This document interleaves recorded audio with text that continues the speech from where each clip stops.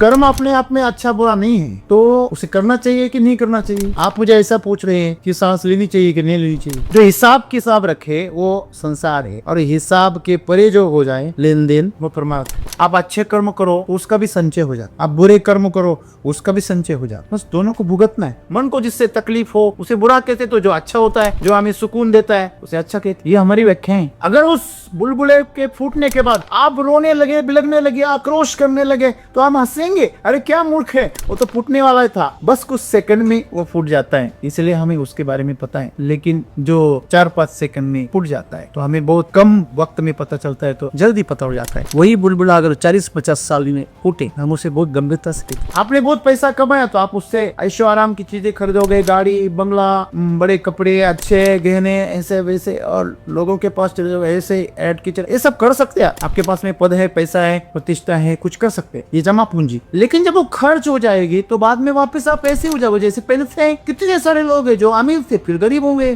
जो ऊपर जाएगा वो नीचे आएगा, जो जन्म लेगा वो मरेगा, जो करेगा वो भरेगा। ये रूल है। आप बोलेंगे क्यों है? अरे रूल है बाबा।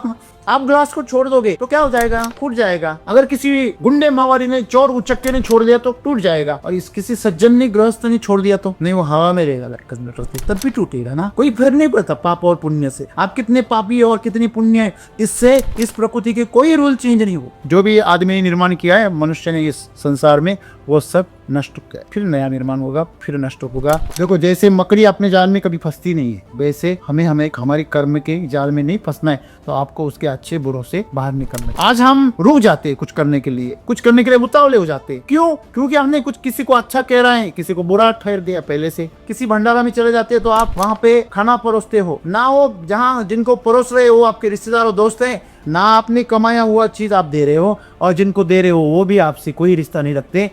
इसे आप बांटते हो और पूरी आनंद से उसमें आनंद ले रहे हो, तो ऐसे कर्म निष्काम कर्म कही जाते। और कर्म नहीं करना ये भी कर्म है। नहीं करने की बात कब आती? जब उसे बुरा कहते कि यार बुरा है करना। इस शरीर से अब ऐसी चले जाए कि मानो वापिस न आना पड़े, इस बंधन में ना रहना पड़े। जब चाहे तब आप आ सकते हो, जब चाहे तब जा सकते हो, जहाँ चाहे वहाँ आ सकते हो, जितनी दिन के लिए चाहे उतनी दिन रुक सकते हो। ये अच्छा है। जो भोगना चाहते हो वो भोग सकते, ये अच्छा है ना कि इससे क्या आप बंधे हुए हो। और इसका धीरे धीरे आपको हर दिन थोड़ा थोड़ा प्रयास करना पड़ेगा। हर दिन आप थोड़ा थोड़ा प्रयास करोगे कि आज मैंने सांस ले ली, उसके ऊपर ध्यान दे रहे, मैंने पानी पिया, पानी के ऊपर पूरा ध्यान दे, आप खाना खा रहे, खाने के ऊपर ध्यान दे। तो आपके अंदर की जो प्राण है उनको पोषित करे, ना कि शरीर को। आपके जीवन का दुख ये नहीं है कि लोगों ने आपको गालियां दी, लोग आपसे अपमानित कर रहे, लोग आपको धोखा दे रहे, या आपके साथ नहीं हो रहा है, शरीर के साथ और मन के साथ हो रहा है। लेकिन इसके साथ ही जैसे आपको पता है कांटे से कांटा निकालना आपने सुना होगा ना कभी, वैसे कर्म से कर्म को काट, निष्काम कर्म से आप सकाम कर्म को काट सकते हैं। फिर निष्काम कर्म का मतलब है बस आनंद के लिए करना, बहुत खुशी के लिए करना। जब तक आप शरीर से चिपके तब तक आपको इस शरीर को पहुंच रही हर चोट आपको खुद की लगे। जब तक आप मन से चिपके हो तब तक हर अपमान आपको खुद का अपमान लगे।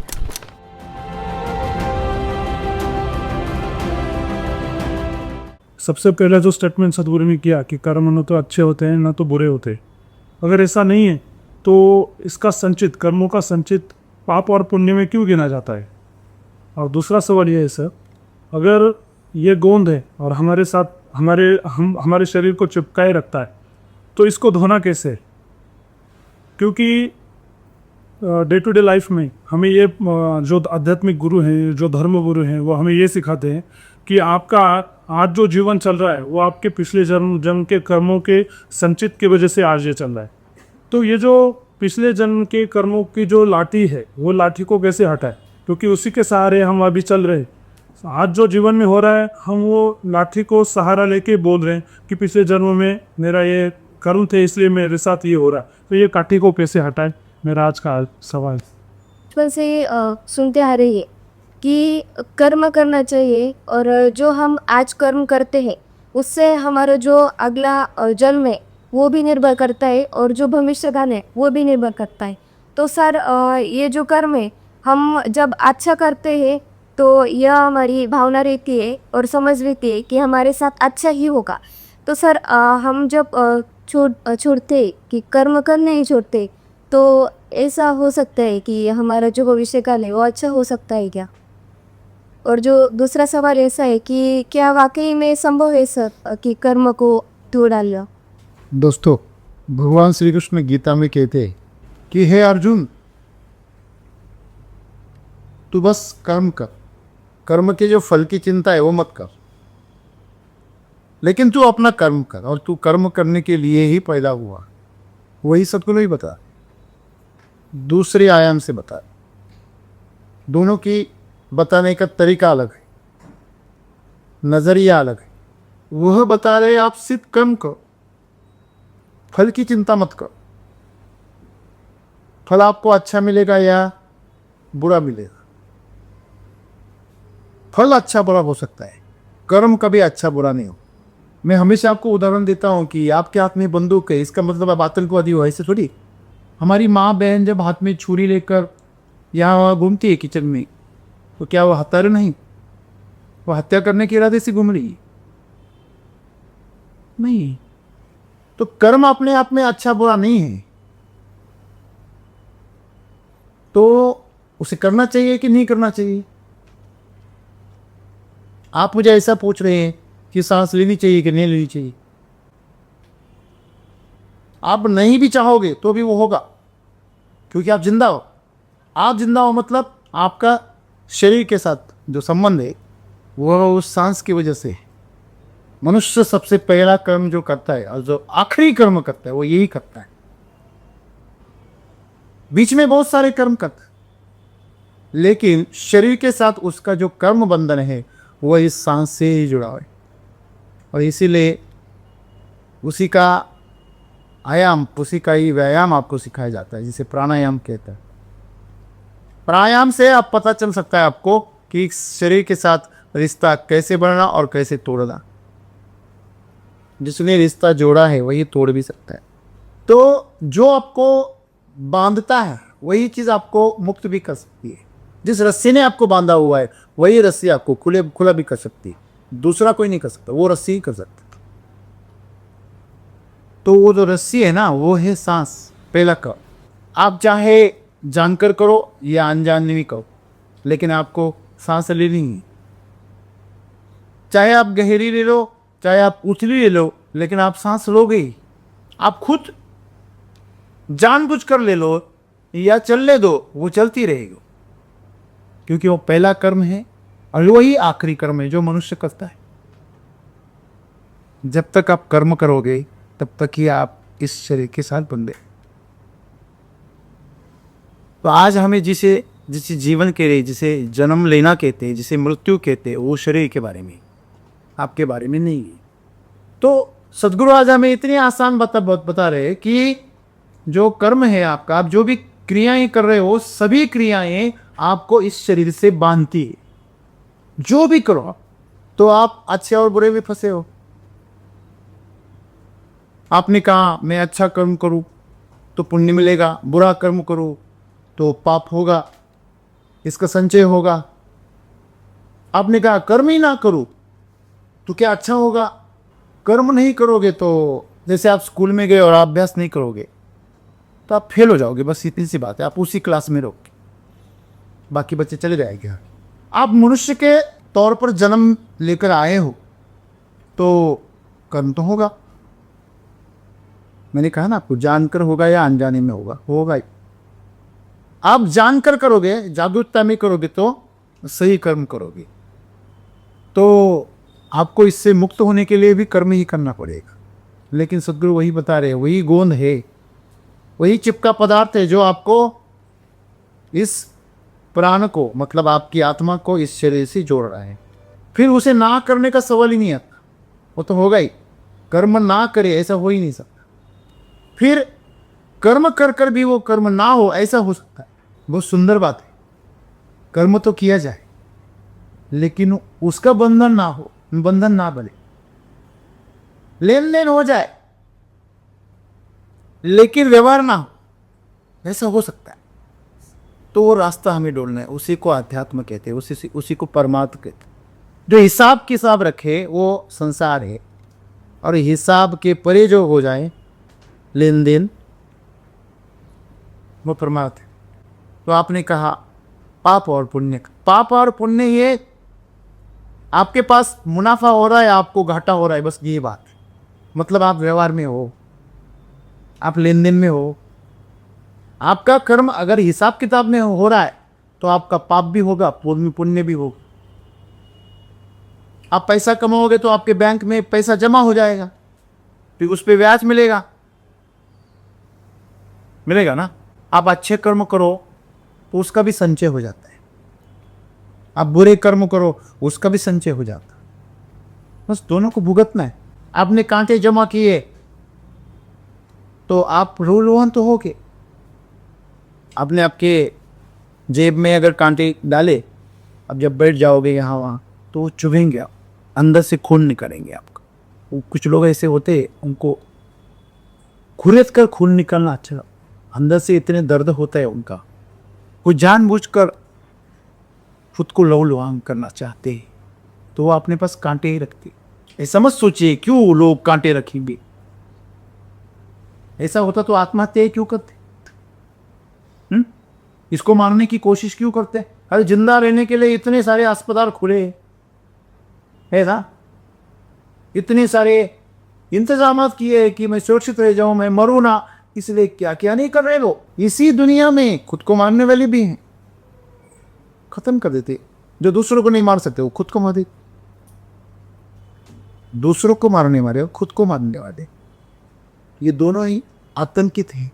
तो सदगुरु क्या कह रहे हैं कि आप अच्छे कर्म जिसे कह रहे हो ना, वो आपके लिए पुण्य का संचय करवाएगा, और जो बुरे कर्म आप कह रहे हो वो आपके लिए पाप जमा करे। जब कर्म की बात होगी तो फल की बात तो आएगी, क्योंकि हम सांसारिक मनुष्य हैं, हम साधु संत या कोई तपस्वी या योगी तो है नहीं। तो जब बातें होंगी तो हमारे बीच होगी, जब हमारे बीच बातें होगी तो फायदे और नुकसान की बात होगी, अच्छे और बुरे की बात होगी, फल की बात होगी। तो यही समस्या है। भगवान श्री कृष्ण क्या कह रहे हैं? कर्मण्यवाधिकार से महाफलेषु कदाचित्, फल की अपेक्षा से कर्म ना करो, हम करेंगे ही नहीं, सीधी सी बात। आपने क्या कहा? ना करे तो यही आलस्य, यही जड़त्व है जो हमारा शरीर चाहता है कि बस खाने को मिले, सोने को मिले, भोगने को मिले।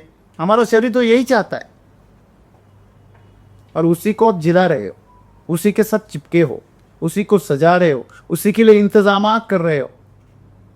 क्या इंतजाम है आपके? आपके खुद के लिए नहीं, आपके से जो भी इंतजाम हो रहे सब शरीर के लिए। जो मरेगा, जो खत्म हो जाएगा, जो बीमार पड़ेगा, जो कमजोर होगा, जो कभी कमजोर होकर बूढ़ा होकर वो क्षीण हो जाएगा। आज चमक रहा है, कल झुर्रियां पड़ी, सूख जाएगा। तो जिस शरीर के बारे में आप बातें कर रहे हो, जैसे मैं कह रहे हो आप, जैसे मेरे ये सब आपने ये जाल बनाया वो शरीर के आसपास है, और जो भी व्याख्याएं आप कर रहे हैं वो शरीर के संबंध में ही हो रही है, ना कि आपके बारे में। यही समस्या है कि आप और शरीर, इसके बीच में जो अंतर है वो अंतर ही हमें पता नहीं। जब तो वह अंतर हमें पता नहीं है तब तक हम कभी भी जीवन को उसकी सही अवस्था में, सत्य अवस्था में नहीं जान सकते। जब आप शरीर को ही मैं मान रहे हो तो शरीर के बारे में जो जो हो रहा है उस हर चीज़ को आप बहुत इंपॉर्टेंट दोगे, और यही हम आज करते हैं। शरीर को जिससे तकलीफ होती है उसे बुरा कहते, शरीर के जिससे सुकून मिल रहा है उसे अच्छा कहते, मन को जिससे तकलीफ हो उसे बुरा कहते, तो जो अच्छा होता है, जो हमें सुकून देता है, उसे अच्छा कहते। ये हमारी व्याख्याएं। तो ये व्याख्याएं क्यों हैं? क्योंकि हमने शरीर को और मन को ही हमारा जीवन मान लिया। देखिए, जब तक आप इस शरीर को और मन को अपना जीवन मानेंगे आप हमेशा दुखी रहेंगे। क्यों? क्योंकि ये शाश्वत नहीं है, ये नश्वर है। आपने एक बुलबुला बनाया, आपने देखा होगा ना, वो खिलौने से बुलबुले बनाते हवा, तो बुलबुले बनते तो कितने सुंदर दिखते, तो बच्चे उसको पकड़ने के लिए दौड़ते। अगर हमें लोग ना देखते तो हम भी दौड़ते। हेलो, तो उस बुलबुले को हम, वो जो सतरंगी दिखता है उसे पकड़ने के लिए जितना बड़ा बुलबुला हो हमें उतना आकर्षित करता है। छोटा हो तो इतना आकर्षित नहीं था, अगर छोटे बच्चों को छोटा भी आकर्षित करता है। हम थोड़े बड़े हो गए तो बड़ा बुलबुला हमें चाहिए, है ना। छोटे हैं ना तो गुड्डा गुड्डी से काम चल जाता, लेकिन बड़ा होने के बाद जिंदा बुड्ढा बुड्ढी चाहिए। छोटे थे तब नकली नोट भी चल जाता है, लेकिन बड़ा होने के बाद असली नोट चाहिए। छोटे हैं तो झूठ मूठ की लड़ाई, झूठ मूठ की सब बातें चल जाती है, लेकिन बड़ा होने के बाद असली चाहिए, है ना। ते बुलबुले छोटा है और बड़ा है।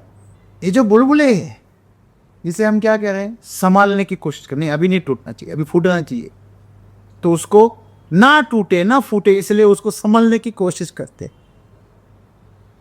इसी को हम प्रयास कहते हैं जीवन का। आज हम जो कर्म कर रहे हैं उस बुलबुले को संभालने की कोशिश कर रहे हैं, पता है वो फूटने वाला है। हेलो, अगर उस बुलबुले के फूटने के बाद आप रोने लगे, बिलखने लगे, आक्रोश करने लगे तो हम हंसेंगे, अरे क्या मूर्ख है, वो तो फूटने वाला ही था। बस कुछ सेकंड में वो फूट जाता है, इसलिए हमें उसके बारे में पता है। लेकिन जो 4-5 सेकंड में फूट जाता है तो हमें बहुत कम वक्त में पता चलता है, तो जल्दी पता हो जाता है। वही बुलबुला अगर 40-50 साल में फूटे, हम उसे बहुत गंभीरता से कहते। तो यही समस्या है, आपके पास में पुण्य की गठरी जमा हो जाती है तो आपको उसके सुख भोगने को मिलती। आपने बहुत पैसा कमाया तो आप उससे ऐशो आराम की चीज़ें खरीदोगे, गाड़ी, बंगला, बड़े कपड़े, अच्छे गहने, ऐसे वैसे, और लोगों के पास चले जाओगे ऐसे ऐड की चले, ये सब कर सकते हैं।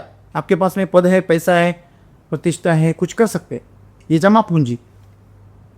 लेकिन जब वो खर्च हो जाएगी तो बाद में वापस आप ऐसे हो जाओगे जैसे पहले थे। कितने सारे लोग हैं जो अमीर थे फिर गरीब होंगे, जो बड़े शान और शौकत से चलते थे, आज उनकी कब्र पर कुत्ते आके क्या क्या करने जाते। जब जिंदा थे तो क्या उनकी शान और शौकत थी।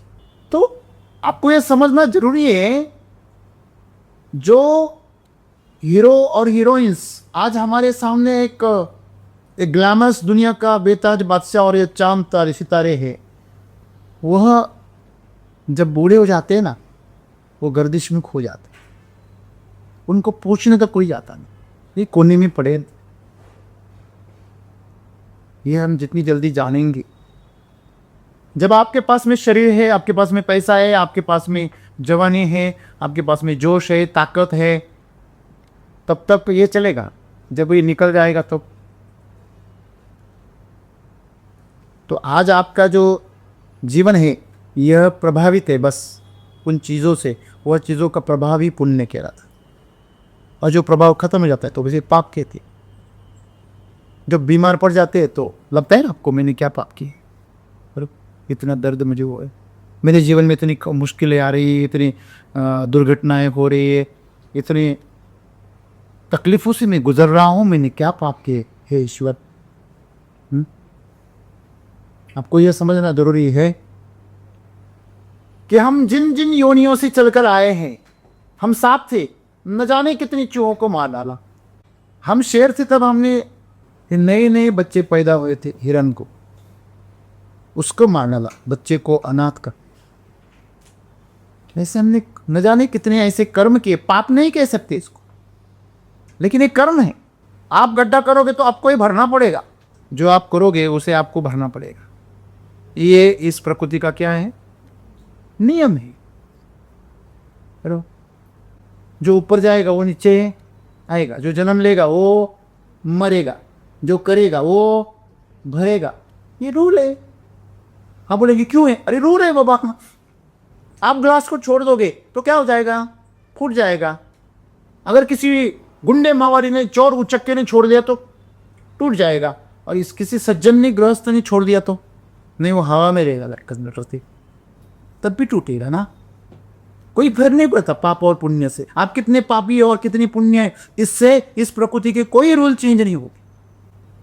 इसलिए सद्गुरु कहते हैं कि इस प्रकृति के नियमों के परे आप मुक्त हो तो आप इस संसार से चले जाओ।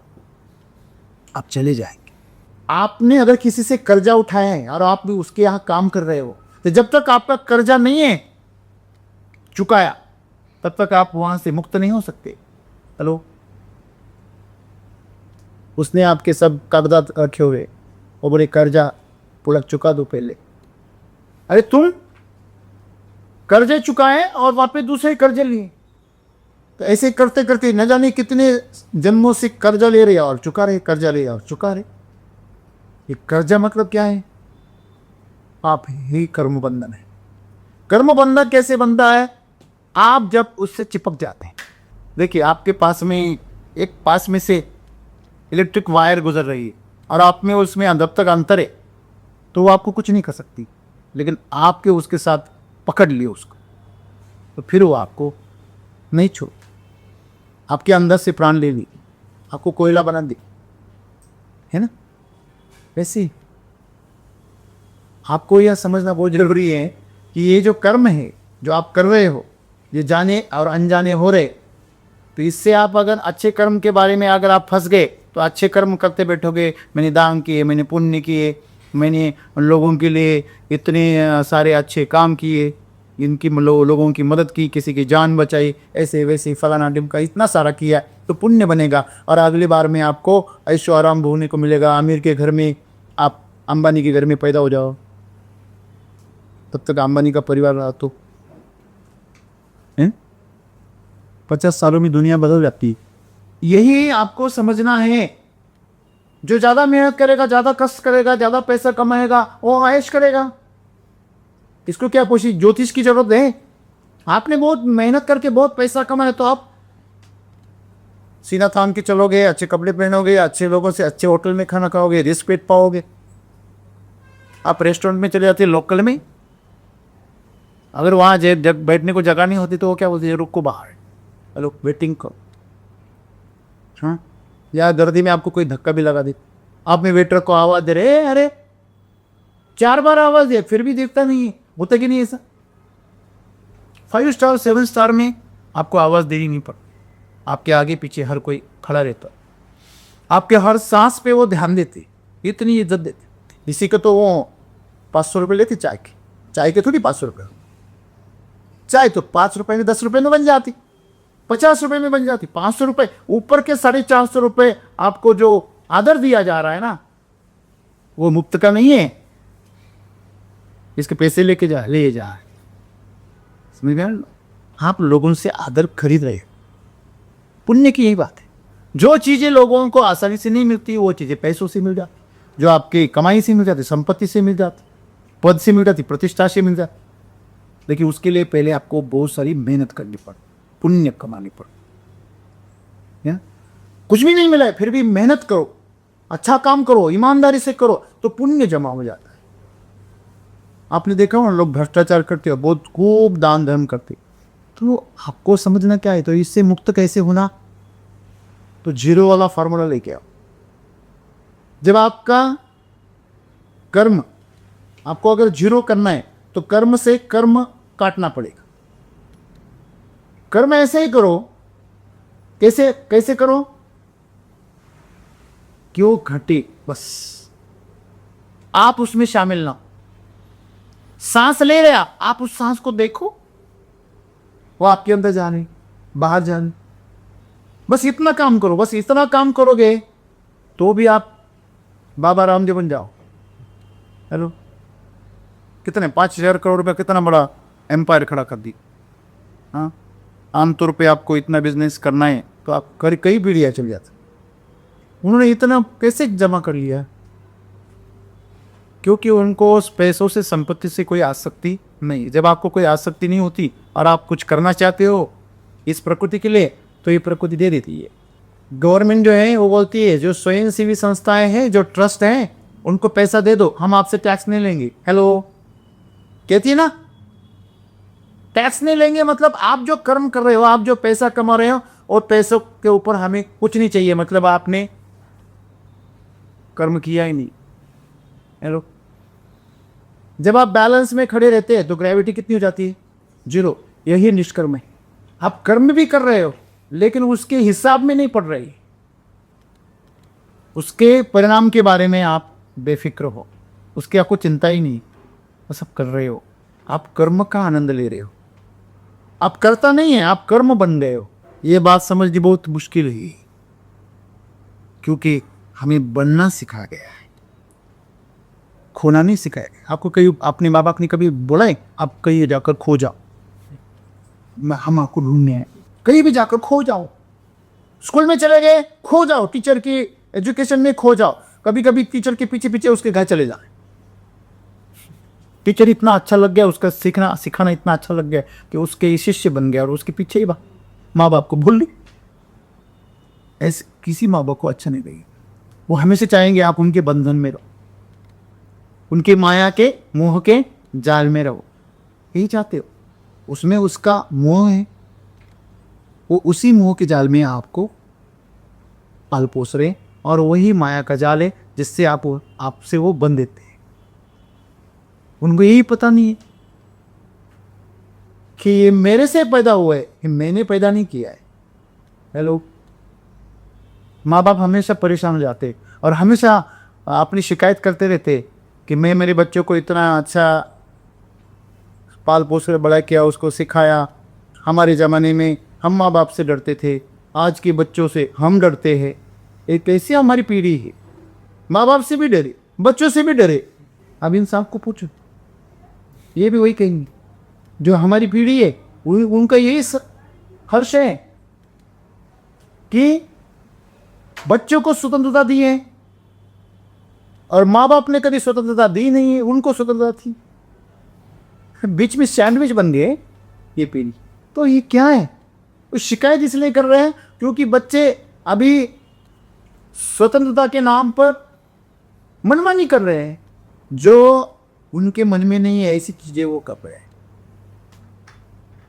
मर्यादाओं को उल्लंघ रहे हैं, ऐसा उनको लग रहा है। लामते कि नहीं लामते वो अलग बात है। जैसे जीवन का एक रवैया है, जीवन जीने का तरीका है, वो हर 20-25 सालों में क्या हो जाता है, बदल जाता है, तो वो एक्सेप्ट नहीं होता। पिछली जनरेशन से अगली जनरेशन का जो बदलाव है वो एक्सेप्ट नहीं होता। तो कपड़े पहनने हो, घूमना हो, पहले हमें पूछना पड़ता था माँ बाप से, सिनेमा जाना है, कोई पूछे कैसे सिनेमा जाना है, ऐसे ऐसे लगता था कि जैसे बहुत बड़ा पाप करने जा रहे हैं, तो इसलिए डॉक्टर की पूछते। कोई लड़का और लड़की पसंद आ गई, बाप रे बाप, हड़कंप हो जाता, भूकंप हो जाता। अगर तूने पसंद की तो बिल्कुल नहीं करेंगे तेरे से, उससे तो नहीं करेंगे। हाँ, हमारे होते हुए तेरी पसंद, बावला तो नहीं हो गया मूर्ख। अगर हमारे होते तेरी पसंद हो जाएगी तो हम बाप कहाँ के रहे। तो ऐसी पीढ़ी थी। आज माँ बाप बोलते तुझे कोई पसंद तो नहीं है, चल। बच्चा बोलता मेरी शादी ही नहीं करनी, बच्ची बोलती मेरी शादी नहीं करनी। तो फिर वो शक में आए थे, बोलते किसी को पसंद तो नहीं करते बाबा, बेटा बता देना, नहीं तो वैसे भाग जाओगे, बिना बताए भाग मत जाना, हम करवा देंगे, बता दो। कितने असहाय हो गए, है ना।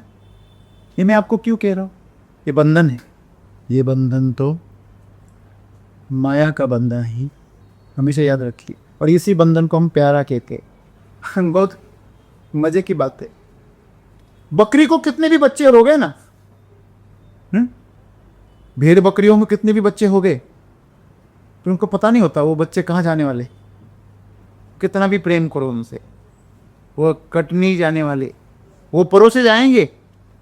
1 साल के अंदर वो किसी के थाली में काट कर परोसे जाएंगे। हेलो, ये अपना जीवन नहीं जी पाएंगे, ये उस बकरियों को पता ही नहीं। वैसे हमारा जीवन है, ये शरीर है, ये जलाया जाएगा, इसको काटा जाएगा, इसको फेंका जाएगा। कोरोना में क्या हुआ, जेसीबी से हटाए डेड बॉडीज, किससे, बड़े बड़े अमेरिका में फ्रांस में गड्ढे ले लिए, उसमें डाल दिए, इतने डेड बॉडीज। इंडिया में कम से कम पूछते तो थे, अंतिम संस्कार तो करते थे, वाह वो करने के लिए कोई नहीं आता। वैसे भी नहीं आते तो ऐसे कैसे ग्रहण तौर पर अगर सही हो हालात तो भी नहीं आते हो। आजकल जो अमेरिका चले गए वो तो उधर से ही आप पुणे में देखो, वीडियो कॉन्फ्रेंस पे यहाँ अंतिम संस्कार चलते, तो बोलते हम नहीं आ सकते। तो यह जो कल्चर है वो हमारे यहाँ पे आ रहा है। तो समझने वाली बात क्या है, जो सच्चाई है वो यही है कि यह सब माया है। तो आप पूछेंगे इस माया से बाहर कैसे निकलना? बस कर्म का आनंद लो, कर्म करने का। जब आप कहीं आपके दम घुट जाता है और आप खुली हवा में चले जाते हो और एकदम से स्वच्छ और सुंदर एकदम हवा की ऐसी लहर आती है मंद मंद सी, तो आपको कैसे लगता है? आप ऐसे हाथ खोल देते हैं और सांसों को भरते हैं किसी प्रेम से। कितनी बार आप जीवन में ऐसे सांसों को भरे? अब खाना खाते हैं रोज। पिछली बार कब होता है ऐसा, जैसे जब आपको इतनी जोरदार भूख लगी थी कि आपने जो सामने आया वो खा लिया। आज नखरे होते, डिब्बा खोलते, पहले आंखों से खाते। आज क्या बकवास, हेलो आज क्या है, पहले से ही पता है आज क्या है। तो हम इतने प्रेडिक्टेबल हो गए, तो जो खा रहे हैं उसके बारे में भी प्रेम नहीं। जो अंदर आप खुद का शरीर बनने वाला है उसके बारे में कोई प्रेम नहीं है, कोई एक्सेप्टेंस नहीं है। फिर वो अंदर जब चला जाता है तो पहले से पता है उसके अंदर भाव कैसे नेगेटिव के, वह अंदर जाकर जहर बन जाता। आपको प्रयास करना है तो मैं आपको बता दूं, ग्लास लेना पानी का, कांच का लेना, थोड़ा सा आप उसे देख पाए। आपके अंदर भी गांधारी बैठी हुई आपके आंखों में, बोलो मत। उसने पट्टी बांधी थी, पट्टे खोल के उसने ताकत किसको दी थी? आंखों की, दुर्योधन को, अपने पुत्र को। वज्र का बन गया था उसका शरीर। वैसे आपके आंखों में भी ताकत है, बस थोड़ी सी कमजोर है, बस इतनी सी बात। आप ग्लास में पानी लेना, उसको देखना और उसको बस कहना तुम अमृत हो। तुम्हारे पीने से शरीर कितना उत्साहित हो जाता है, कितनी जोश से भर जाता है, कितनी एनर्जी से भर जाता है। आप ऐसे बोलो, उसको देखो प्रेम से, भाव पैदा करो और पियो। ऐसे करो आप, जो चाहते हो आप उसे बताओ, वो पूरा कर देगा, क्योंकि वो आपकी कोशिका, हर कोशिका के अंदर चला जाता है। जो आप उसे प्रोग्राम करोगे, वाटर कंप्यूटर कहते हैं उसे, वाटर कंप्यूटर। हम यहाँ पे पानी ले, हाँ क्या चल रहा है तेरा, अंकल कहाँ गया था, यार उठ रहे, हाथ में क्या रील चल रहा है, पानी ले रहे, यार उठ रहे, वहाँ पे क्या एक्सीडेंट दिखा रहे, अब पी रहे। हर बार दिख रही है तो कर जाते बाहर जाके, खुद कर लेते एक्सीडेंट। हेलो, तो जो आप उसमें डिपॉजिट करोगे, जो आप उसमें इंस्टॉल करोगे, वो रिचार्ज हो जाता है और वो आपके अंदर बना देता है। ये इतनी सरल बात है। आप किसी को बता देते हो, कोई नेता होता है, आपने गुंडे को बता देता है कि ऐसे ऐसे पुराने आदमी को उसको धमकाना है, तो जाके धमकाता है। ये पूरा ब्रह्मांड यही है। आप पत्थर हो, आप पत्थर को हाथ में ले लो, जाके उसका सिर फोड़ दो, फोड़ देता है, वो पत्थर भी फोड़ देता है। तो पानी तो जिंदा है, वो ज़्यादा पावरफुल है, पत्थर से तो पानी ज़्यादा पावरफुल है। मैंने बोला ना आपको, जो रेत है वो पत्थर ही है ना। रेत से आपके हर कंप्यूटर की, हर मोबाइल की और हर उस गैजेट के अंदर जो चिप्स बैठे, वो चिप्स किससे बनाए जाते? रेत से बनाए जाते। वही रेत, समंदर की रेत, वही रेगिस्तान की रेत, उसी रेत से बनाए जाते चिप्स, और उसी से सब कंप्यूटर और सब प्रोसेसिंग होता है। ये पूरी दुनिया आर्टिफिशियल इंटेलिजेंस की उसके ऊपर है।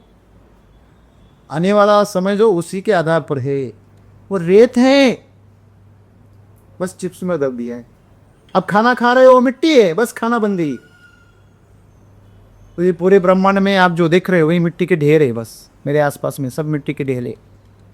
अगर वो शरीर है तो, अगर मैं उसकी आत्मा को देख रहा हूं तो फिर आप सब जीव और सब गई क्या है।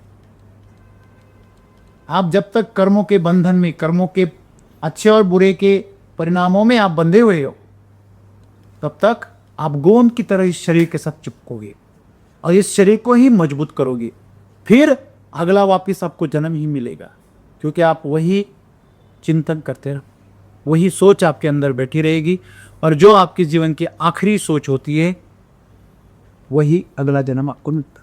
आपने कहीं पे देखा कि अरे सर आपकी घड़ी तो बहुत अच्छा है, फिर आप उस घड़ी को ढूंढोगे कौन सी दुकान में मिलती है, कितने भाव में मिलती है, कैसी मिलती है, उतना पैसा जमा करोगे और एक दिन आप उसको खरीद के ही आओगे। तो ये कहाँ से पैदा हुई? चिंतन से पैदा होगा। आप जो भी निर्माण कर रहे हैं, मैंने हर बार बोला है, हर जो इमारत है, हर जो निर्माण है, हर निर्माण पहले किसी के दिमाग में पैदा हुआ। हेलो, किसी के चिंतन में, किसी की कल्पनाओं में पैदा हुआ, फिर उसने उसको कागज पर उतारा, फिर उसमें उसको निर्माण करवाया, है ना। फिर वो ढहेगा भी 50 साल 100 साल बाद। जो भी आदमी ने निर्माण किया है मनुष्य ने इस संसार में, वो सब नष्ट हो गया, फिर नया निर्माण होगा, फिर नष्ट होगा। तो जो नष्ट हो रहा है, देखो मकड़ी जाल बनाती है, हेलो, उसके लिए वो पूरा जीवन है, और हमारे लिए एक 10-15 दिन का काम है। हाँ? ऐसी जाल हटा, हेलो। तो हम जो जाल बना रहे वो कर्म बंधन का जाल। तो जब आप देखो, जैसे मकड़ी अपने जाल में कभी फंसती नहीं है, वैसे हमें हमारी कर्म के जाल में नहीं फंसना है। तो आपको उसके अच्छे बुरों से बाहर निकलना है। आज हम रुक जाते हैं कुछ करने के लिए, उतावले हो जाते हैं। क्यों? क्योंकि हमने कुछ किसी को अच्छा कह रहा है, किसी को बुरा ठहर दिया, पहले से बता रहे। जैसे चोर हैं तो वो चांदनी रात का इंतजार करता है, चांदनी रात आ जाए। हाँ, क्यों? चोरी करने में आसानी हो जाती। गहरा अंधेरा हो तो उसी भी तकलीफ होती। गहरे अंधेरे में प्रकाश करना पड़ता है तो लोगों को पता चलता है कोई आ रहा है। तो चांदनी है तो नेचुरली प्रकाश है, प्राकृतिक प्रकाश है, तो ऐसे ही चले यहाँ पे करना नहीं पड़ता प्रकाश, अपना अस्तित्व छुपा सकते हैं। चोर किसका चिंतन करता है? चांदनी का। लिसन, यही कर्म बंधन है। आपके जो कर्म है वो आपको बांध रहे। आपको अगर किसी का भला करना है तो आपको चांदनी रात का इंतजार करना है क्या? हेलो, नहीं। तो आप बेइरादा जीवन जियो और खुशी से जियो, जिसमें आपकी खुशी है वो करो, उसके परिणामों की चिंता मत करो। मैं हमेशा आपको उदाहरण देता हूं कि आप जब किसी भंडारा में चले जाते हैं तो आप वहां पे खाना परोसते हो ना, वो जहां जिनको परोस रहे हो वो आपके रिश्तेदार और दोस्त हैं ना, आपने कमाया हुआ चीज आप दे रहे हो, और जिनको दे रहे हो वो भी आपसे कोई रिश्ता नहीं रखते। इसे आप बांटते हो और पूरी आनंद से उसमें आनंद ले रहे हो। तो ऐसे कर्म निष्काम कर्म कही जाते, और ऐसे निष्काम कर्म आपके जीवन में आनंद पैदा करते हैं और धीरे धीरे आपके शरीर से आपको मुक्त कर देते हैं। तो जितना भी साधु सामान आप आज कर रहे हो, जो भी कर्म आप कर रहे हो, हर कर्म आपको शरीर से बांधता है। तो इन कर्मों को धोने का यही तरीका है, निस्वार्थ से करो। इतना हो गया, निस्वार्थ से कैसे करना? हल्का अगर अपेक्षा में छोड़ दो आपको तो आप कर्म ही नहीं करेंगे, है ना। और कर्म नहीं करना ये भी एक कर्म है। नहीं करने की बात कब आती? जब उसे बुरा कहते कि यार बुरा है करना। चोर के लिए चोरी करना अच्छा कर्म है, नहीं है? हेलो, आज बहुत अच्छा दिन गया, ऐसा कब कहता है वो? डॉक्टर कब कहते हैं कि आज बहुत अच्छा दिन गया? कब कहते? जब लोग ज़्यादा बीमार पड़ते। हेलो, हम डॉक्टर की पेशा को बहुत देवता समान कहते, लेकिन आपको पता है आजकल उसके मायने बदल गए। क्यों? जिस दिन उनका ज़्यादा बिजनेस होता है, ज़्यादा उनका दिन अच्छा जाता है, उस दिन समाज का जो दिन है वो खराब जाता है। चोरों के लिए जब अच्छा दिन जाता है तो समाज के लिए बुरा दिन जाता है। जब यम के लिए अच्छा दिन जाता है, यमराज धरती पर सबसे बुरा दिन जाता है। हाँ? तो यमराज अगर मेहमान बनकर आ गए, सावधान रहे, क्योंकि वो यमराज है। तो आपके यहाँ खाना खाने नहीं आएंगे, और खाना खा भी लिए। जो स्लॉटर है, जो जानवरों को काटता है, वो कितना भी खाना खिलाए बकरी को, जानवर को, अंतिम परिणाम काटना ही है। तो यमराज ऐसा है, he is a big slaughter. तो आप काटे ना जाए, यही सब गुरु चाहते हैं। जीते जी आप मुक्त हो जाए, आप चले जाए। इस शरीर से आप ऐसी चले जाए कि मानो वापस न आना पड़े, इस बंधन में ना रहना पड़े। जब चाहे तब आप आ सकते हो, जब चाहे तब जा सकते हो। ये अच्छा है, अच्छा है।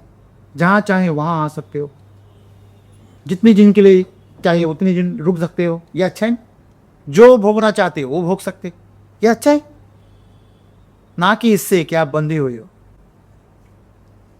गुलाम बनना मतलब कर्म का बंधन, और मालिक बनना मतलब कर्म से मुक्त। शरीर के साथ आप जितना बंधोगे उतना आप तड़पोगे, सुख और दुख के चक्र में घूमोगे।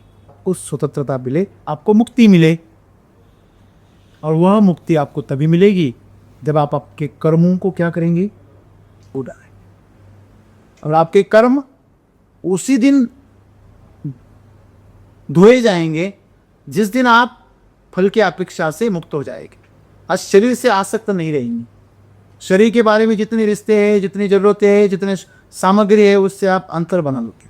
और इसका धीरे धीरे आपको हर दिन थोड़ा थोड़ा प्रयास करना पड़ेगा। हर दिन आप थोड़ा थोड़ा प्रयास करोगे कि आज मैंने सांस ले ली, उसके ऊपर ध्यान दे रहे, मैंने पानी पिया, पानी के ऊपर पूरा ध्यान दे, आप खाना खा रहे, खाने के ऊपर ध्यान दे। तो आपके अंदर की जो प्राण है उनको पोषित करें, ना कि शरीर को। आप अगर मौज के लिए खा रहे तो किसको खुश कर रहे हैं, जबान को। आप अगर ऊर्जा के लिए खा रहे तो आपकी प्राण ऊर्जा को आप पोषित कर। तो आज हम प्राण ऊर्जा के लिए क्या करते हैं, प्राण ऊर्जा आपकी जगना चाहती है और शरीर आपका सोना चाहता है। प्राण ऊर्जा आपकी मुक्त होना चाहती है, खुश होना चाहती है, और शरीर आपका भोगना चाहता है। प्राण ऊर्जा आपकी हवा की तरह लहरों में उड़ना चाहती है, घूमना चाहती है, उत्सव, आनंद, उत्साह इससे प्रफुल्लित होना चाहती है। लेकिन आपका शरीर सुस्त करना चाहता है। क्या होता है, तेरी 12 की बजी, इसे पता ही ऐसे वो सामने को पूछो, ऐसे क्यों कर रहा है तू, ऐसे तेरे 12 क्यों बज गए चेहरे पे, और बोले अरे पता ही नहीं क्यों। शरीर जो है ना ऐसा ही। तो इससे मुक्त होना है। आपके जीवन का दुख ये नहीं है कि लोगों ने आपको गालियां दी, लोग आपसे अपमानित कर रहे हैं, लोग आपको धोखा दे रहे हैं। यह आपके साथ नहीं हो रहा है, शरीर के साथ और मन के साथ हो रहा है। सुअर जब नाली में, गटर में जब रेंगते हैं तो वो स्वर्ग का आनंद ले रहा है, आपको गंदा लग रहा है। आप किसी शराबी को पूछो, जब तू पी के यहाँ पे गटर में सोता है तुझे कैसा लगता है, बाबा स्वर्ग में रहता हूँ मैं। समझ में आ रही ना बात। तो ये शरीर वैसे, ये कभी सुअर जैसा बन जाता है, ये कभी जानवर बन जाता है, कभी बंदर बन जाता है, कभी शेर बन जाता है, कभी कुछ भी बन जाता है। ये सब माया का जाल है। तो इससे अगर मुक्त होना है, मालिक बनना है, तो कर्म के जाल से मुक्त हो जाओ। कर्म तो होगा, कर्म बंद नहीं होगा, कर्म तो होकर रहेगा जब तक आप इस शरीर में हो। लेकिन इसके साथ ही, जैसे आपको पता है कांटे से कांटा निकालना, आपने सुना होगा ना कभी, वैसे कर्म से कर्म को काट, निष्काम कर्म से आप सकाम कर्म को काट सकते हैं। फिर निष्काम कर्म का मतलब है बस आनंद के लिए करना, बहुत खुशी के लिए करना, वर्तमान में जीना, ना भूत की चिंता है, ना भविष्य की चिंता है, ना इस शरीर की चिंता है, ना इसकी प्रतिष्ठा की चिंता है, ना इसकी भोगों की चिंता है, ना इसकी वासना की चिंता है, ना मन की कामना की चिंता है। ऐसा सुंदर जीवन जियो जो अभी इसी वक्त मौजूद है। बस इस पल को जियो, और इस पल को आप जिएंगे तो आप कर्म बंधन से मुक्त। जब तक आप शरीर से चिपके तब तक आपको इस शरीर को पहुंच रही हर चोट आपको खुद की लगे। जब तक आप मन से चिपके हो तब तक हर अपमान आपको खुद का अपमान लगेगा। समझो किसी ने आपके कपड़े फाड़ दिए तो आपको कितना गुस्सा आना चाहिए, नुकसान हो गया इतना गुस्सा ठीक है, लेकिन जैसे तूने मेरा कलेजा ही फाड़ दिया, ऐसे अगर कोई आपसे बर्ताव करने लगी, हेलो मेरा अपमान किया, इसकी वजह से लोग जान ले लेते, हेलो लेते ना, नहीं लेते क्या? इसका मतलब उसने मन को ही मैं मान लिया है, शरीर को ही मैं मान लिया है। जब तक आपने शरीर और मन के साथ, मैंने बोला ना आपको, जैसे कि आपको अगर एनेस्थीसिया दे दिया गया तो आप कितना भी शरीर काटो आपको पता ही नहीं चलता, आपके सामने काटो पता ही नहीं चलता, पेन किलर खा लो पेन का पता ही नहीं चलता। मतलब इस शरीर आपके साथ खिलवाड़ करता है। ये आपको आप होने का एहसास दिलाता है, फिर उसके दर्द आपके दर्द बना देता है। मन, आपने देखा किसी ने गाली दे दी, आप देखना हो किसी को गाली दे रहा है जो है ही नहीं, उसको गाली दे रहा है, मन को गाली दे रहा है। मैं यहाँ हूँ, मुझे कोई गाली नहीं दे सकता, मेरे तक कभी गाली नहीं पहुँच सकती, मेरे से कभी किसी कोई चोट मेरे तक नहीं पहुँच सकती, कोई विश्वासघात मेरे तक नहीं पहुँच सकता, क्योंकि मैं तो चिरंजीव हूँ। ये सब चीज़ें जब आपको पता चलेगी धीरे धीरे, तो आपको खुद पर क्या आएगी, हंसी आएंगी, और उस पर तो आप तो मज़ा लगेगा आपको। आपका कोई अगर अपमान कर रहा है, आपको कोई तकलीफ दे रहा है, कोई नुकसान पहुंचा रहा है, तो आप हंसेंगे, मन ही मन हंसेंगे, वो मजाक लगेगा आपको। आप कोई कहें कि आपकी घड़ी को उसने तोड़ दिया और वो बोल रहा है मैंने तुम्हारा वक्त खराब कर दिया। हेलो, जब आप गुस्सा हो जाओगे तो सचमुच उसने आपका वक्त खा, गुस्से में अगर आप कुछ करोगे। जब क्रिकेट में जब बैटिंग करता है कोई बैट्समैन, तो बॉलर हमेशा स्लेजिंग करता है, मतलब गालियाँ देता है, उसको ट्रोल करता है, उसके ऊपर कोई गलत टिप्पणी करता है। क्यों? उसकी एकाग्रता को भंग करने के लिए, क्योंकि उसकी एकाग्रता उसका दुश्मन है। तो जब उसकी एकाग्रता भंग हो जाती है तो उसको गुस्सा दिलाता है, गुस्से में वो आपे से बाहर हो जाता है और आउट हो जाता है। वही उसे चाहिए। समझ में आ रही ना बात? तो यही समस्या हमारे साथ, सामने वाला आपको गुस्सा दिलाता नहीं, आपके अंदर होता है, इसलिए वो बाहर लाता है, हैं? आपके अंदर लोभ होता है, इसलिए वो बाहर ला पाता है। दूध के अंदर मक्खन है, घी है, इसलिए वो बाहर लाया जा सकता है। जिस दूध में मक्खन ही नहीं है वो कहाँ से लाएगी? वैसे आपके अंदर अगर गुस्सा नहीं है, आपके अंदर लोभ नहीं है, मोह नहीं है, वासना नहीं है, कामना नहीं है, तो आपको कोई भी आपसे वो आपको उकसा नहीं पाएगा। यही सद्गुरु चाहते हैं कि आप स्वयं चलित हो जाओ, स्वतंत्र हो जाओ इस शरीर और मन की पहचान से। जिस दिन आप उनकी पहचान से अलग हो गए, उसके पहचान को अलग करने का एक ही रास्ता है कि निष्काम कर्म करो। वर्तमान में